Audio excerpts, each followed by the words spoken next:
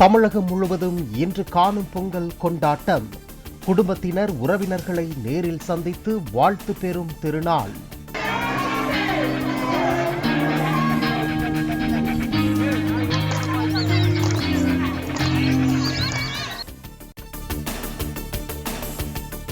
காணும் பொங்கலையொட்டி சுற்றுலா தலங்களை நோக்கி படையெடுக்கும் மக்கள். கூட்ட நெரிசலை தவிர்க்க முக்கிய இடங்களில் கூடுதல் பாதுகாப்பு ஏற்பாடு. மதுரை அலங்காநல்லூரில் இன்று காலை 7 மணிக்கு தொடங்குகிறது ஜல்லிக்கட்டு போட்டி. போட்டியில் பங்கேற்கும் அனைத்து காளைகள் மாடுபிடி வீரர்களுக்கும் தங்க நாணயம் பரிசு என அறிவிப்பு. அலங்காநல்லூரில் உள்ளூர் காளைகளுக்கு அனுமதி மறுக்கப்படுவதாக கூறி வாடிவாசல் முன் அமர்ந்து 3 மணி நேர போராட்டம். காளைகளின் உரிமையாளர்களுடன் அமைச்சர் மூர்த்தி நடத்திய பேச்சுவார்த்தையில் சுமூக முடிவு.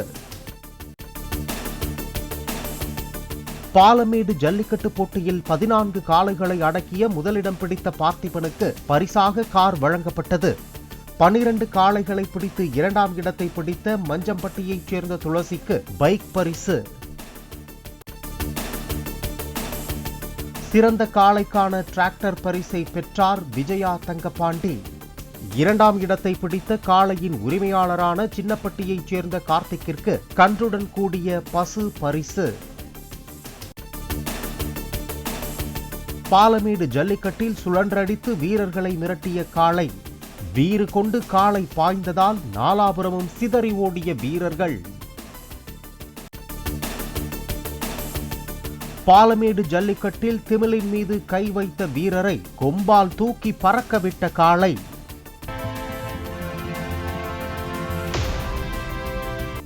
வாடிவாசலில் அவிழ்க்கப்பட்ட உடனே வீரர்களை பறக்கவிட்டு பந்தாடிய மற்றொரு காளை. காளையர்களிடம் பிடிபடாமல் திமிரி ஓடிய காளைகள். முடிந்தால் தொட்டுப்பார் என களத்தில் கம்பீரம் காட்டின.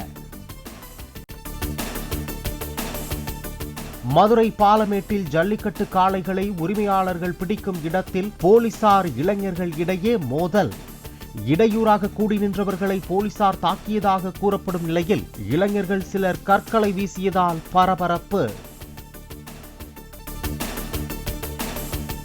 திருச்சி மாவட்டம் சூரியூர் ஜல்லிக்கட்டில் களம் இறக்கப்பட்ட 681 காளைகள் 13 காளைகளை அடக்கி நவல்பட்டு ரஞ்சித் என்பவர் முதல் பரிசை வென்றார்.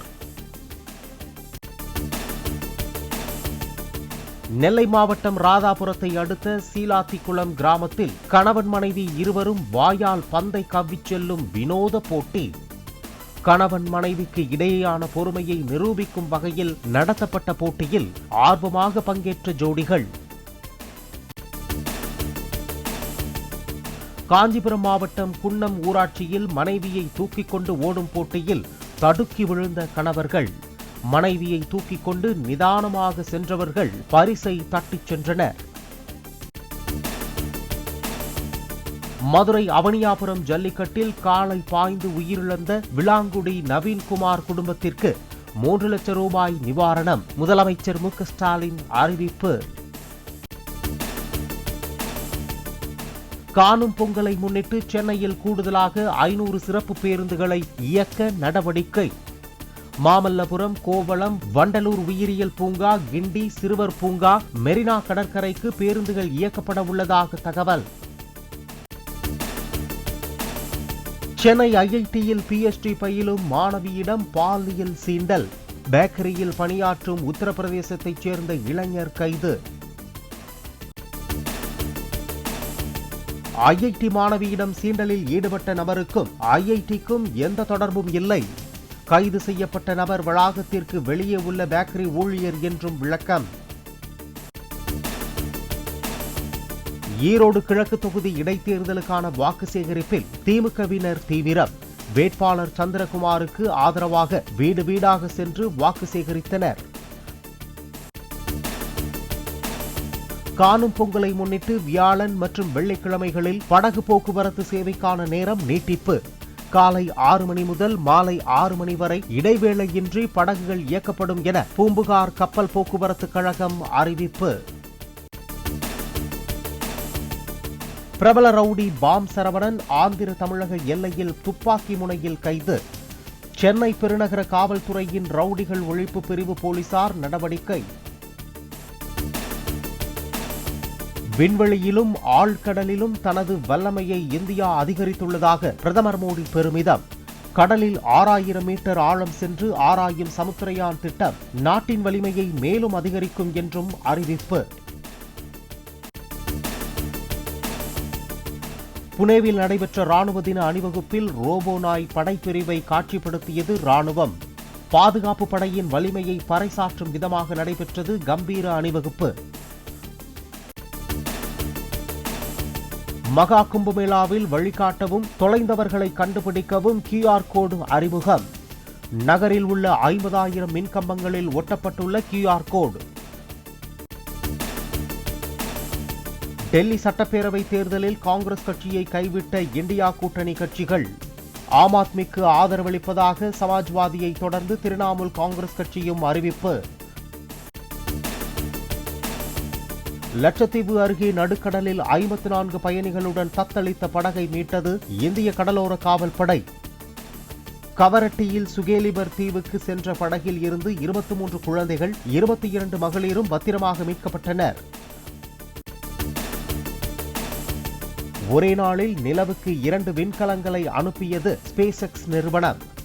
வணிக ரீதியில் நிலவை ஆய்வு செய்யும் ஜப்பான் மற்றும் அமெரிக்காவைச் சேர்ந்த தனியார் நிறுவனங்களுக்காக பயணம்.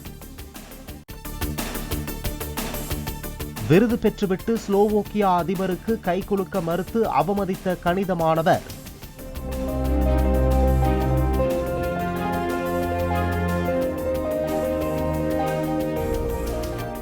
உக்ரைன் மீது போர் தொடுத்துள்ள ரஷ்யாவை கண்டிக்கவில்லை என்பதால் எதிர்ப்பை பதிவு செய்தார். பாகிஸ்தானில் நடைபெறவுள்ள சாம்பியன்ஸ் டிராபி கிரிக்கெட் தொடரின் தொடக்க விழா. இந்திய அணியின் கேப்டன் ரோஹித் சர்மா பங்கேற்பார் என தகவல். பாரிஸ் ஒலிம்பிக் பதக்கங்கள் தரமில்லாமல் இருப்பதாக சர்வதேச ஒலிம்பிக் கமிட்டியிடம் இந்திய வீரர்கள் புகார். தரமற்ற பதக்கங்கள் அனைத்தும் மாற்றித் தரப்படும் என ஒலிம்பிக் கமிட்டி உறுதி. இந்திய கிரிக்கெட் அணி திட்டங்கள் டிரெஸ்ஸிங் ரூமில் இருந்து கசிந்ததாக பயிற்சியாளர்கள் கௌதம் கம்பீர் குற்றச்சாட்டு. ஆஸ்திரேலியாவிற்கு எதிரான பார்டர் கவாஸ்கர் தொடரில் ரகசியங்களை சர்ஃபராஸ் கான் கசியவிட்டதாக பரபரப்பு.